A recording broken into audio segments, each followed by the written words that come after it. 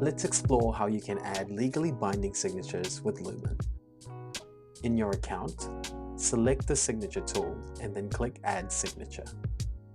Now you can draw your signature, upload an image of your signature, or type your signature.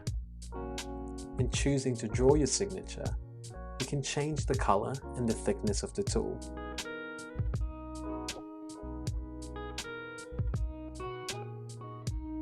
Once you're happy, use your mouse, a stylus, or your trackpad to draw your signature and then click Save. Then your signature is now ready to be placed onto your document. Typing your signature looks like this.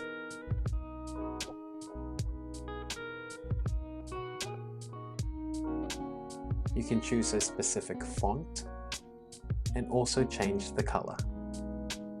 If you need to sign multiple pages with this particular signature, tick this box.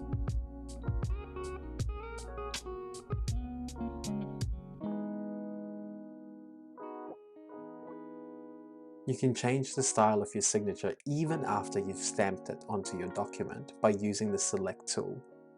When you do this, you'll be presented with the option to resize, bring the signature forward or backwards, add a note, change the style such as color, delete, and the option to add a link.